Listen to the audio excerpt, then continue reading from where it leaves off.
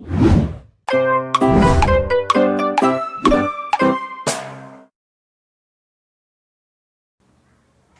Friends, नमस्कार। मैं हूं आपका दोस्त हेमंत कुमार और आपका बहुत बहुत स्वागत करता हूं आपके अपने यूट्यूब चैनल अभ्यासता प्रैक्टिस में।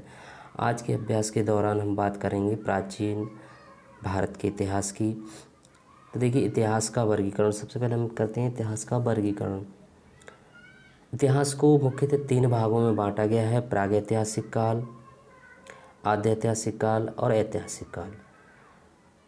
फिर प्रागैतिहासिक काल को भी 3 भागों में बांटा गया है: पुराऐतिहासिक काल, पुरापाषाण काल, मध्यपाषाण काल और नवपाषाण काल। ठीक है ना। पुरापाषाण काल को भी 3 भागों में बांटा गया है: निम्न पुरापाषाण काल, मध्यपाषाण काल और उच्च पुरापाषाण काल। पुरापाषाण काल के अंतर्गत हम बात करेंगे पुराऐतिहासिक संस्कृति, पूर्व पाषाण काल, मध्यपाषाण काल, नवपाषाण काल। इसकी प्रमुख विशेषताएं के बारे में बात करेंगे, ये जो कि आपके टीजीटी पीजीटी के सिलेबस में दिया हुआ है, जीआईसी में भी है। इससे प्रश्न बनता ही बनता है, 1-2 प्रश्न जरूरी बनेंगे, 2-3 प्रश्न आपके यूपीटीजीटी में ज़रूर बनेंगे। और इससे इतिहास विषय से जहाँ भी क्वेश्चन आते हैं आपके सारे डाउट क्लियर हो जाएंगे। और इसमें मैंने वही कंटेंट यूज़ किया है जो आपके परीक्षा के लिए बहुत उपयोगी है। तो चलिए ठीक है, बात करते हैं प्रागैतिहासिक काल की। इस काल में प्रागैतिहासिक काल किसे कहते हैं? जिस समय में मनुष्य ने घटनाओं को कोई लिखित विवरण नहीं रखा। इस काल के विषय में जो भी जानकारी मिलती है वह पाषाण के उपकरणों, मिट्टी के बर्तनों, खिलौनों आदि से प्राप्त होती है। प्रापाषाण काल हम उसे भी कहते हैं जब हम पाषाणों का उपयोग ज़्यादा करते थे, पत्थरों का, या मानवों ने जिस काल में पत्थरों का सर्वाधिक उपयोग किया उसी युग को हमने पाषाण काल कह दिया। उसमें भी आपको प्रागैतिहासिक काल उसे कहते हैं जहाँ आपको लिखित, जब मानव पढ़ा लिखा तो था नहीं, अज्ञानी असभ्य व्यक्ति था, असभ्य मानव था, तो वो लिखना पढ़ना जानता नहीं था, तो इसीलिए लिखित साक्ष्य नहीं थे, इसीलिए उस युग को हम प्रागैतिहासिक काल कहते हैं। दूसरा आपका आता है आद्यैतिहासिक काल। इस काल में लेखन के प्रचलन के बाद भी उपलब्ध लेख पढ़े नहीं जा सके हैं। यहाँ लोग लिखाई तो प्रचलित थी, लेकिन कुछ इस तरीके से लिखावट थी उनकी, जो चित्रात्मक शैली से लिखते थे, जिसे आज तक पढ़ा नहीं जा सका है। जिस काल में इतिहास को पढ़ा गया उसको हम ऐतिहासिक काल कहते हैं। मानव विकास के उस काल को इतिहास कहा जाता है जिस काल में लिखित विवरण उपलब्ध है, जिसको हम आज पढ़ सकते हैं। देखिए, चलो इस चीज़ को हम और आसानी से समझते हैं, आपका कॉन्सेप्ट भी क्लियर हो जाएगा। देखिए, जब हम जाड़े में गर्मी से, जब घर हमें जाड़े से, गर्मी से तथा बारिश से सुरक्षा प्रदान करता है। इसमें रहकर हम अपनी सभी कार्यों को भली भांति कर लेते हैं। किंतु एक समय ऐसा भी था जब मनुष्य घर बनाना नहीं जानते थे। तब वे जंगलों में रहते थे। जानवरों से अपनी सुरक्षा तथा शिकार करने के लिए उनके पास केवल पत्थर ही एक औजार हुआ करते थे। मानव परिवर्तन, देखिए, मानव शास्त्रियों के अनुसार आज से लगभग 2 करोड़ वर्ष पूर्व मानव विकास की प्रक्रिया प्रारंभ हुई। इस समय उसमें कुछ महत्वपूर्ण शारीरिक परिवर्तन हुए, जैसे दोनों पैरों पर खड़े होकर सीधे चलना, अंगूठे के कारण वस्तुओं को पकड़ने की क्षमता का विकास होना, जिससे महत्वपूर्ण कार्य कर लेना, मस्तिष्क के आकार एवं क्षमता में विस्तार होना, मनुष्य की लंबाई चौड़ाई ऊंचाई में वृद्धि होना, उनकी क्षमता बढ़ना। और देखिए, मानव के विकास और विभेद की जो जानकारी देते हैं उन्हें हम मानव शास्त्री कहते हैं। ये देखिए, आपको चित्र में दिया है, मानव के शारीरिक विकास की यह प्रक्रिया चलती रही तथा धीरे धीरे विकास होता गया। और जैसे कि आपकी देखिए नीचे चित्र दे रखा है, पहले ऐसा हुआ मानव, फिर इस तरीके से ये देखिए कर्म, और इसमें विकास होता गया। आगे देखते हैं कैसे पता करें कब क्या हुआ। तो इतिहास के जानने के स्रोत के बारे में देखिए, पुरानी जैसे कि घर की पुरानी बातें हम दादा दादी नाना नानी से जान लेते हैं, समाचार पत्र पत्रिकाओं से, टीवी से और रेडियो से भी जान लेते हैं। मगर सोचो, हमें आज तो ये साधन प्राप्त हैं, जब ये नहीं थे साधन तब लोगों के रहन सहन के बारे में कैसे पता लगता होगा, इसी के बारे में आगे हम बात करते हैं। देखिए, हजारों वर्ष पहले के लोगों के बारे में जानना हो तो उनके बारे में जानने के लिए हम इतिहास का अध्ययन करते हैं। इतिहास अतीत से प्राप्त तथ्यों और साक्ष्यों के आधार पर बीते समय की जानकारी देता है। इतिहास बीते हुए समय और उस समय के लोगों को समझने और जानने का साधन है। इतिहास क्या है, समझ गए? इतिहास क्या है? बीते हुए समय और उस समय के लोगों को समझने और जानने का एक साधन है। कैसे पता लगाते हैं? देखिए, अतीत में एक ऐसा भी युग था जब लोग लिखना नहीं जानते थे। उन लोगों के जीवन के विषय में हमें जानकारी उनके द्वारा छोड़ी गई वस्तुओं जैसे मिट्टी के बर्तन, खिलौने, औजार, प्राय इन वस्तुओं को पुरातत्ववेत्ता ज़मीन के अंदर खोदकर प्राप्त करते हैं।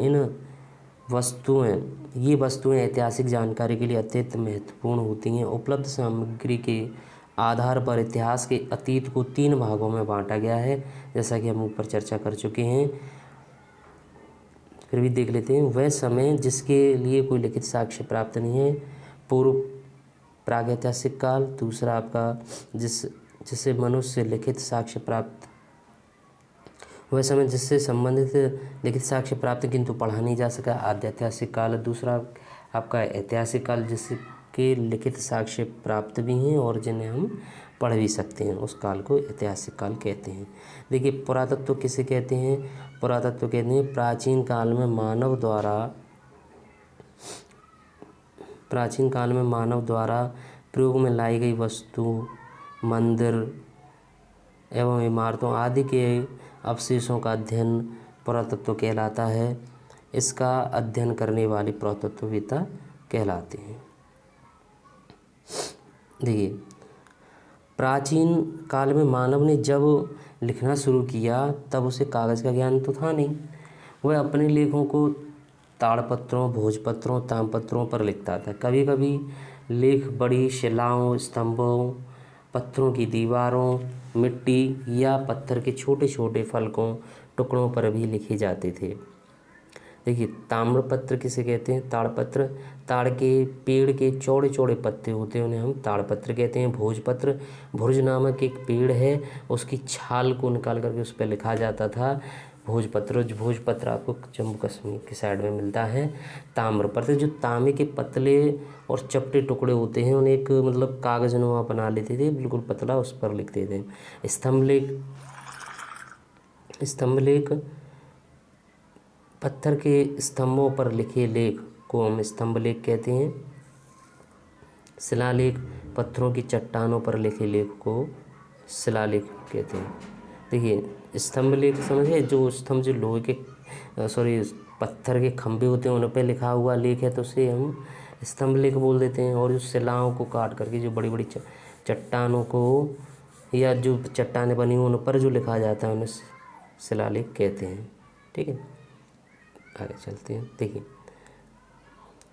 वो आपको समझ में आ गया। अब इसको थोड़ा सा मैंने नोट्सों में लिख दिया। देखिए, यह काल मनुष्य की पाषाण काल के बारे में बात कर रहे हैं।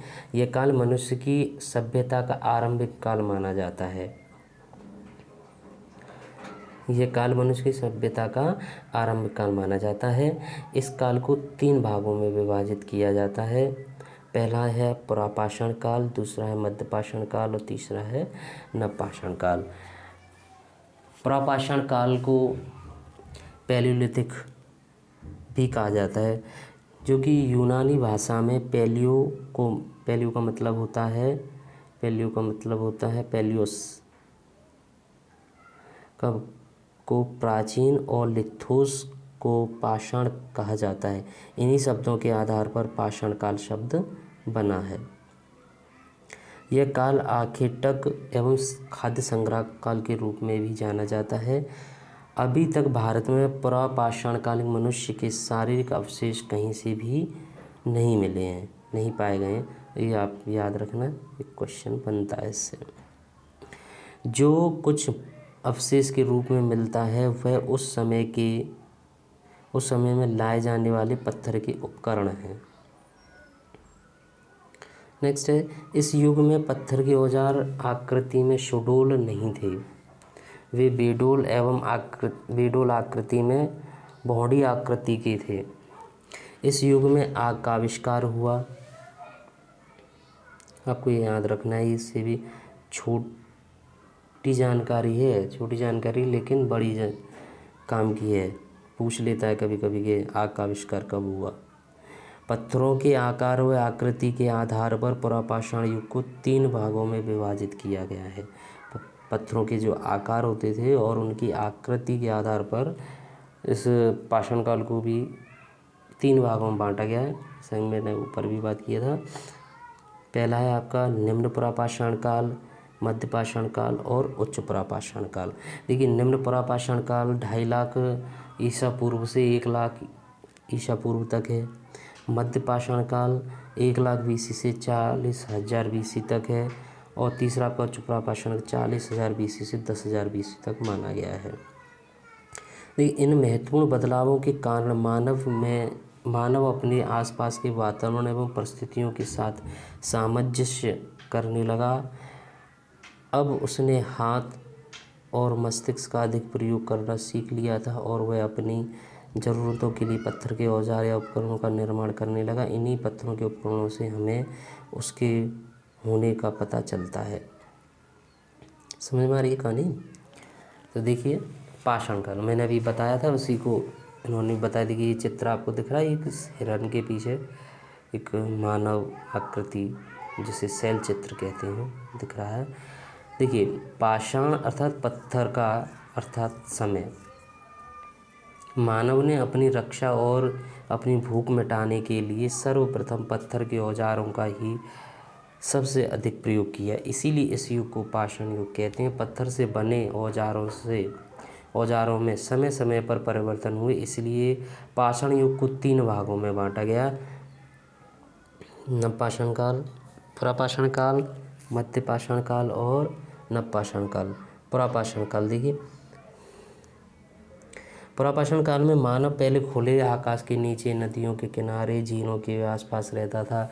इससे उसे शिकार करने में आसानी होती थी। वह पत्थर के औजारों से मनुष्यों का शिकार करता था। शिकार से प्राप्त मांस ही उसका मुख्य भोजन था।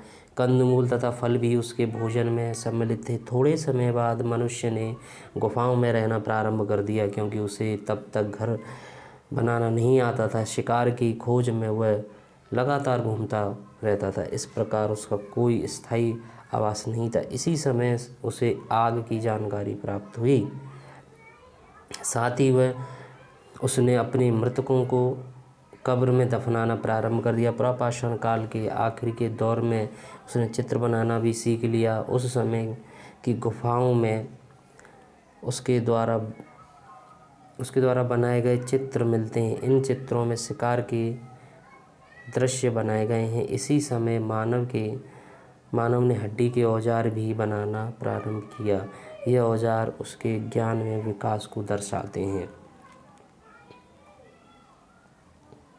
अब देखिए, आप इतना तो पढ़ेंगे नहीं, इसलिए मैंने शॉर्ट नोट्स में ऊपर भी समझा दिया है। ये आपका कॉन्सेप्ट क्लियर हो, इसलिए मैं आपको पढ़ करके और ज़्यादा क्लियर कर रहा हूँ। जब आपका कॉन्सेप्ट क्लियर हो जाएगा तो क्वेश्चन बड़े आराम से करके आएंगे। ठीक है, तो ये देखिए, इस युग में मानव झुंड बनाकर ही शिकार करते थे, जिसे वह आपस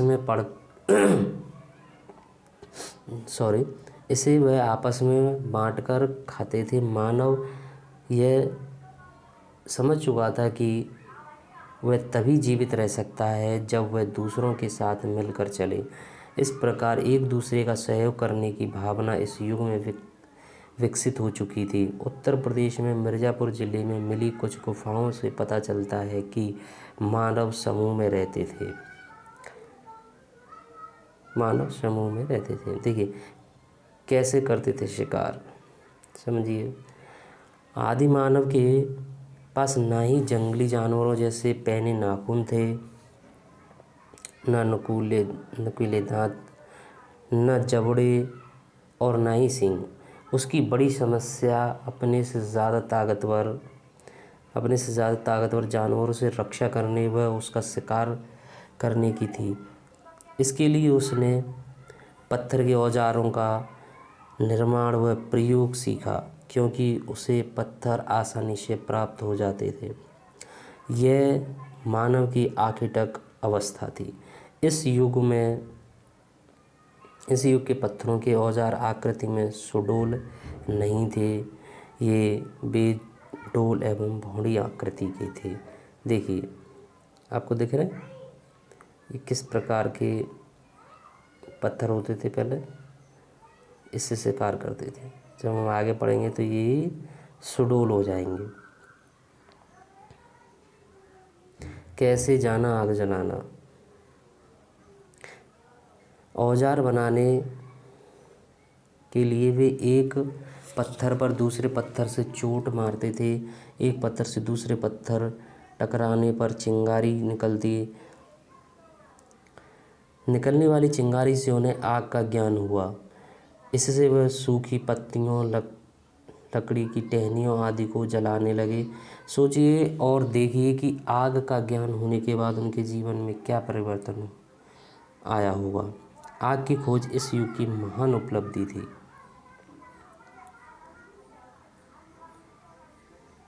मध्यपाषाण काल के औजार पुरापाषाण काल की अपेक्षा आकार में छोटे हो गए। इस समय प्रकृति में अनेक परिवर्तन हुए, जिसका मानव जीवन पर प्रभाव पड़ा। नई परिस्थितियों से तालमेल बैठाने के लिए उसने छोटे उपकरण बनाना प्रारंभ कर दिया। जलवायु पहले की अपेक्षा गर्म हुई, फलस्वरूप जहाँ जहाँ बर्फ़ जमी थी वह पिघल गई।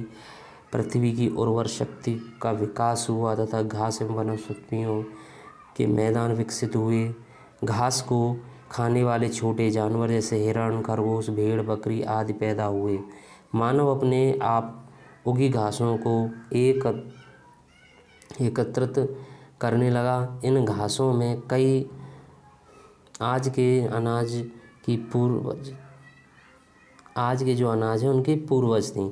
इनका प्रयोग मानव ने अपने भोजन में किया।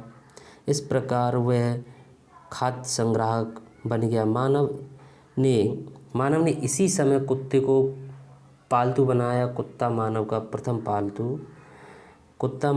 प्रथम पालतू पशु है। आपको ये चीज़ याद रखनी है। देखिए कैसे हुआ खेती का ज्ञान। देखिए, पुरातत्ववेत्ताओं का मत है कि अपने आप उगे हुए अनाजों को मानव ने एकत्रित करना शुरू किया। कुछ अनाज अपने आप उगे होंगे, उन अनाजों को एकत्रित करा उसने। अनाज के कुछ दाने गीले मिट्टी में तथा इधर उधर गिर गए होंगे। इन स्थानों पर फिर से वही अनाज उगे। जब मानव ने इसे देखा तब उसे ज्ञात हुआ कि इन अनाजों के दानों से बार बार अनाज उगाया जा सकता है। अपने इस ज्ञान का उसने परीक्षण भी किया, तब जाकर के उसे खेती का ज्ञान हुआ।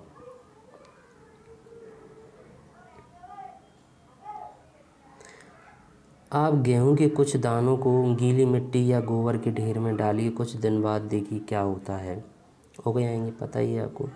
देखिए तीसरा आपका काल है नवपाषाण काल। पुरातत्ववेदों का यह मानना है कि मानव ने जब से भली भांति खेती करना प्रारंभ किया तभी से नवपाषाण काल प्रारंभ होता है। यह मानव सभ्यता के इतिहास का सबसे बड़ा परिवर्तन था। खेती के कारण मानव अब भोजन संग्राहक से भोजन उत्पादक बन गया। इस समय उसके पत्थर उपकरण अधिक उपयोगी एवं सुडौल थे, क्योंकि उन्हें अधिक कुशलता से बनाया गया था। यह उपकरण घिसकर चमकदार बनाए गए थे। हत्थेदार कुल्हाड़ी एवं हैसिया इस समय के महत्वपूर्ण औजार थे।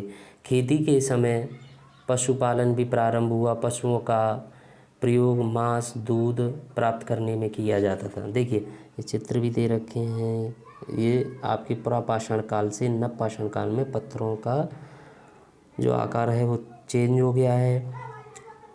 देखिए ये आपकी कुल्हाड़ी नुमा पत्थर, इनका औजारों का अच्छे से प्रयोग करने लग गए थे। अब ये मिट्टी के बर्तन बनाना भी जान गए थे। नवपाषाण काल आते आते मानव क्या करने लगा, मिट्टी के बर्तन भी बनाना सीख गया, बर्तनों पर नक्काशी करना भी सीख गया, चित्र बनाना सीख गया। इसी समय मानव ने पहिए का भी आविष्कार किया। हमेशा तो आप याद रखना कि नवपाषाण काल में उसने पहिए का आविष्कार किया और पुरापाषाण काल में आग का आविष्कार किया।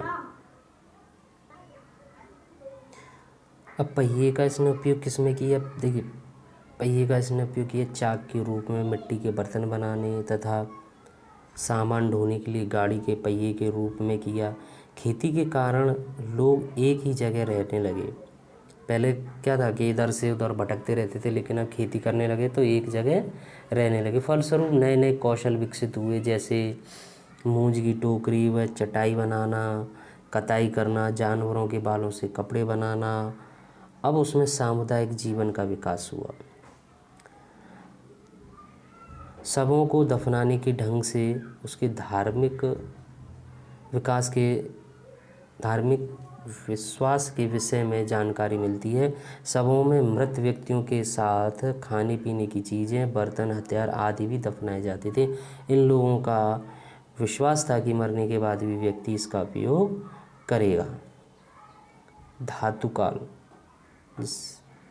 नवपाषाण युग का अंत होते होते पत्थर के साथ साथ धातुओं का इस्तेमाल शुरू हो गया। धातुओं में सबसे पहले प्रयोग में लाया जाने वाला धातु क्या था, आपका तांबा। इसके कारण इस युग में ताम्रपाषाण युग कहा जाता है। क्या कहा जाता है, ताम्रपाषाण युग।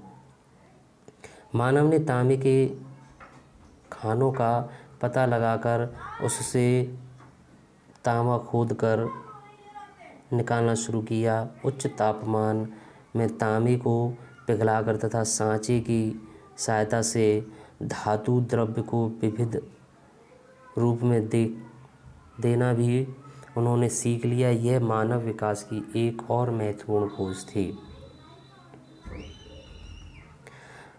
धीरे धीरे मानव ने तांबे व टिन को मिलाकर मिश्रित धातु कांसा बनाना सीख लिया। मानव जीवन उसकी प्रगति एवं संघर्ष की कहानी है। प्रारंभिक मानव ने अपनी समस्याओं से जूझते हुए अपने को जीवित रखा, अपनी उन्नति की एवं अपने को सभ्य बनाया।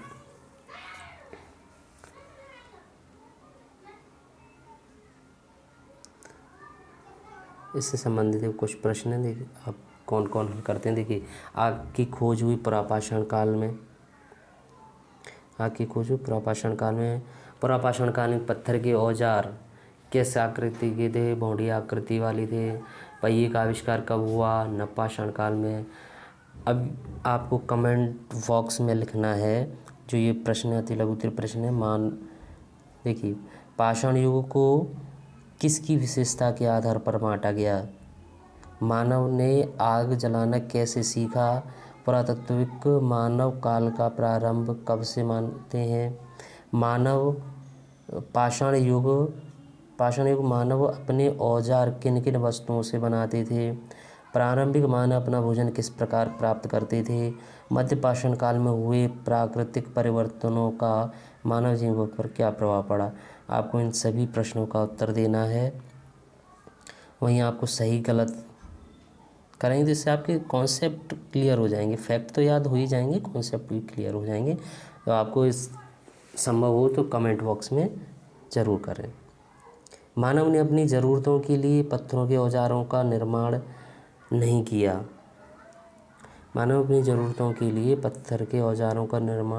ये सही है गलत है, आपको ये बताना है। नहीं किया, ये गलत है क्योंकि उसने पत्थरों का औजार किया। एक मैंने बता दिया, बाकी आपको करने हैं। दूसरा प्रश्न, पाषाण युग को 3 भागों में बांटा गया है। सही है गलत बताना है आपको। मानव पाषाणकालीन पत्थर के औजार आकार में बड़े थे। कुत्ता मानव का प्रथम पालतू पशु है। हत्तेदार, कुल्हाड़ी, वंसिया मानव पाषाण काल के महत्वपूर्ण औजार नहीं थे। मानव के तांबे व टिन को मिलाकर मिश्र धातु कांसा बनाना सीखा। एक लास्ट वाला और बता देता हूँ, ये भी सही है। मानव ने इधर उधर घूमने के बजाय एक ही स्थान पर रहना प्रारंभ कर दिया, क्योंकि उन्हें एक ही स्थान पर ज़रूरत भर पानी उपलब्ध था। उनके पशुओं के लिए चारा पर्याप्त था। उन्होंने खेती करना शुरू कर दिया था। इसका तो आप इसमें गोला कर सकते हैं, उन्होंने खेती करना शुरू कर दिया था। तो ये आपका आंसर ये सही रहेगा, ठीक है ना। घर प्रोजेक्ट वर्क, घर बनाने में हम किस किस सामग्री का प्रयोग करते हैं, सूची बनाइए। पाषाणकालीन मानव तथा वर्तमान मानव के रहन सहन में क्या क्या समानता है और क्या असमानता है, इसकी सूची बनाइए। आप कर सकते हैं। तो ये आप अपने घर पे इस वर्क को भी आप कर सकते हैं, जिससे आपको याद रहेगा। देखिए, मैंने आपको सारा कुछ पढ़ा दिया है, ऊपर सारा कुछ चीज़ें बता दी हैं। अब इसे मैंने शॉर्ट नोट्स, वो जो चीज़ थी 6 क्लास थी, तो वो कॉन्सेप्ट कहते थे ना कि जब आपको जो कॉन्सेप्ट बेस मजबूत होना चाहिए, आपको बेस मैंने आपको मजबूत करा दिया। अब इसी चीज़ को हम आगे कैसे ले चलते हैं, आगे किस प्रकार से क्वेश्चन आएंगे, उसको थोड़ा मैंने ये लेवल बढ़ा करके इसमें बताया है। देखिए,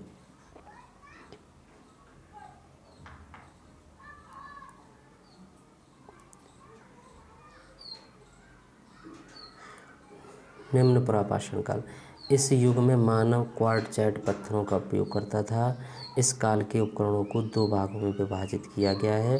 उसको कहते हैं पेबुल संस्कृति या सोन संस्कृति। इसके उपकरण सर्वप्रथम पंजाब की सोन नदी घाटी से प्राप्त हुए, इसी कारण इसे सोन संस्कृति नाम दिया गया है। दूसरा है हैंडेक्स संस्कृति या मद्रास संस्कृति।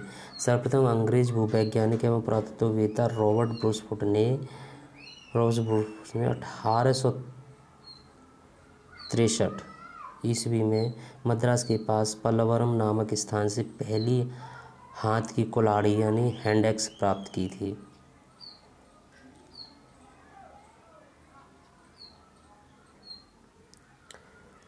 पुरापाषाणकालीन संस्कृति के अवशेष। देखिए, सोन घाटी पाकिस्तान, बेलन घाटी मिर्ज़ापुर यूपी से तथा नर्मदा घाटी एवं भोपाल एमपी के पास भीमबेटका नामक चित्रित शैलाश्रों से प्राप्त हुए हैं। मध्य पुरापाषाण। इस युग में मानव पत्थर की पापड़ी से बने औजारों का उपयोग करता था।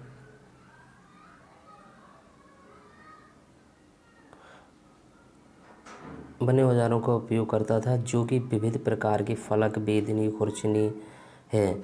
फलक की अधिकता के कारण इसे फलक संस्कृति या खुरचनी वेदक संस्कृति कहते हैं। फलक एक प्रकार का औजार होता है जो पत्थर तोड़कर बनाया जाता है। इसके अब पाषाण काल से संबंधित प्रमुख स्थल। देखिए, नेवासा कहाँ पर है? महाराष्ट्र में है आपका। डिडवाना राजस्थान में, भीमबेटका मध्य प्रदेश में, नर्मदा घाटी पुरुलिया पश्चिम बंगाल में। इससे प्रश्न पूछ लिया जाता है कि नेवासा कहाँ है, डिडवाना कहाँ है, तो आप इसे बता सकते हैं। उच्च पुरापाषाण काल। इस युग के उपकरण ब्लेड होते थे। इस युग की 2 प्रमुख विशेषताएं हैं। एक तो है इसके नए चमक उद्योग की स्थापना, दूसरा है आधुनिक मानव होमोसेपियंस का उदय। मध्यपाषाण काल। मध्यपाषाण काल में प्रयुक्त होने वाले उपकरण बहुत ही छोटे छोटे होते थे, इसलिए इन्हें माइक्रोलिथिक कहते हैं। मध्य प्रदेश में आजमगढ़ और राजस्थान में बागौर से पशुपालन के प्राचीनतम साक्ष्य प्राप्त हुए। इसका समय 5000 BC हो सकता है। दूसरा आपका महत्वपूर्ण पॉइंट है, इस काल में मानव की अस्थियों का सबसे पहला अवशेष प्रतापगढ़ यूपी के सरायनहार तथा मेहदा नामक स्थान से प्राप्त हुआ है। तीसरा महत्वपूर्ण पॉइंट है आपका, मध्यपाषाण काल में मिली समाधियों से मानव की अस्थियों के साथ साथ कुत्ते की अस्थियां भी मिली हैं। देखिए, मैंने बहुत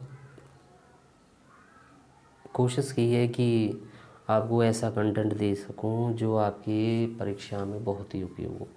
टीजीटी पीजीटी वालों के लिए बहुत ही महत्वपूर्ण है ये। आप इसको एक बार समझ में नहीं आए तो दोबारा देखना, समझने की कोशिश करना, वरना आप इसे 2 बार देख लेंगे तो आपके कॉन्सेप्ट क्लियर हो जाएंगे और पुरापाषाण युग से फिर आपको पढ़ने की ज़रूरत नहीं पड़ेगी। आप इस वीडियो को देखने के बाद क्वेश्चन करना, आपके सारे क्वेश्चन हल होंगे, 101% हल होंगे। मैं इसके बाद क्वेश्चन आंसर की सीरीज भी लेके आऊँगा। इसके बाद आपको जैसे पुरापाषाण युग अभी थ्योरी कराई है, इसका फिर क्वेश्चन आंसर भी कराऊंगा। तो इसके बाद दूसरी जो वीडियो आएगी वो उसके क्वेश्चन आंसर की होगी, तो वो आप ज़रूर देखना। ठीक है, चलिए अब मैं बात कर रहा था मध्यपाषाण काल में मिली समाधियों मानव की अस्थियों के साथ साथ कुत्ते की अस्थियां भी मिली हैं। देखिए, मध्यपाषाण काल के जो स्थल हैं उसमें मध्य प्रदेश, राजस्थान, उत्तर प्रदेश, बिहार प्रमुख हैं। जिसमें मध्य प्रदेश में आपको आदमगढ़, भीमबेटका और बिधूर है। आदमगढ़ होशंगाबाद और भीमबेटका भोपाल के समीप है। सिद्धि और आपका बोधोर सिद्धि के समीप है। वहीं राजस्थान में बागुर भीलवाड़ा के समीप है।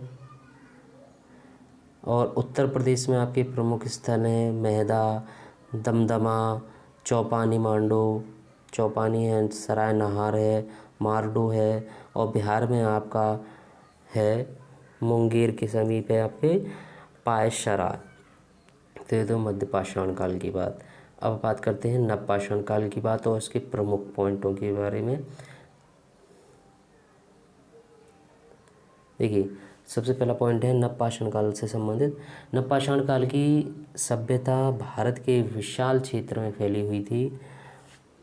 ठीक है, दूसरा पॉइंट है आपके सर्वप्रथम 1660 ईस्वी में ली मीनसूरियन ने इस काल का प्रथम प्रस्तर उपकरण उत्तर प्रदेश की टोंस नदी घाटी से प्राप्त किया था। इसके बाद 1872 ईस्वी में निबलियन फ्रेजर ने कर्नाटक के वेलारी क्षेत्र को नवपाषाण काल का प्रमुख स्थल घोषित किया।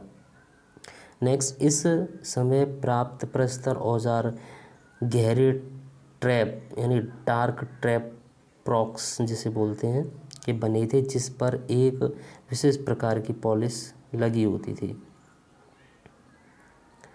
नवपाषाण कालीन प्राचीन बस्ती पाकिस्तान में स्थित है। मेहरगढ़ में कृषि के प्राचीनतम साक्ष्य प्राप्त हुए हैं। नोट, मेहरगढ़ पाकिस्तान के बलूचिस्तान प्रांत में स्थित है। वुरझोम एवं गुफकराल कश्मीर के अनेक गर्तावास गड्ढाघर अनेक प्रकार के मृत भांड एवं प्रस्तर तथा हड्डियों के अनेक औजार प्राप्त हुए हैं। वुरझोम से प्राप्त कब्रों में पालतू कुत्ते को मालिक के साथ दफनाने के साक्ष्य मिले हैं। यह प्रथा भारत के किसी भी अन्य नवपाषाण कालीन स्थल से प्राप्त नहीं होती। चिरांद जो आपका बिहार प्रांत में है, एकमात्र ऐसा पुरास्थल है जहाँ से प्रचुर मात्रा में हड्डी के उपकरण प्राप्त हुए जो मुख्य रूप से हिरण के सींगों के हैं। ये उपकरण ताम्रपाषाणिक अवस्था के प्रतीत होते हैं। नेक्स्ट पॉइंट है आपका इलाहाबाद में स्थित कोल्डी हवा एकमात्र ऐसा नवपाषाणिक स्थल है जहाँ से चावल की खेती का प्राचीनतम साक्ष्य जो कि 7000 से 6000 BC पूर्व प्राप्त हुआ। नवपाषाण युग के निवासी सबसे पुराने कृषक समुदाय के थे।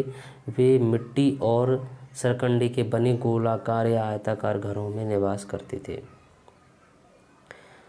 नेक्स्ट पॉइंट आपका मेहरगढ़। देखिए, नवपाषाण काल से ही आपके अधिक क्वेश्चन बनते हैं, इसलिए मैंने नवपाषाण काल को पॉइंटों में लिखा है से आपका कोई प्रश्न छूटेगा नहीं।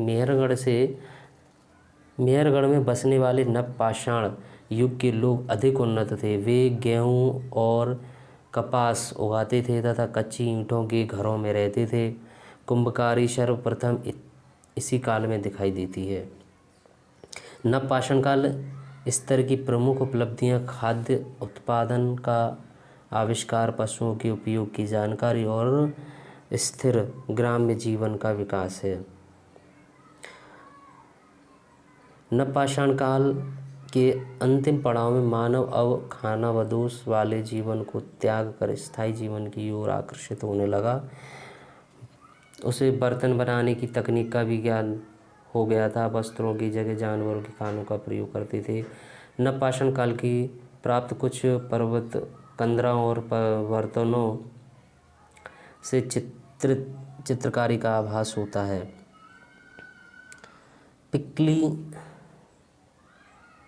पिक्लिहल कर्नाटक स्थित इस नवपाषाणकालीन स्थल से शंख के ढेर और निवास स्थान दोनों पाए गए हैं।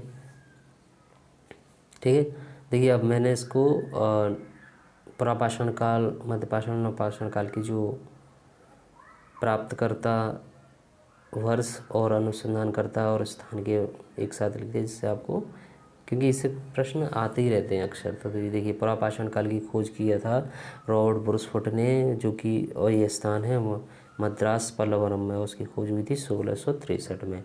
मध्यपाषाण काल की खोज की थी 1867 ईस्वी में CL कार्लाइल ने विंध्याचल क्षेत्र में। और नवपाषाण काल की खोज की था 1960 ईस्वी में लेमिसूरियन टॉन्स नदी घाटी में, जो कि यूपी में पड़ता है।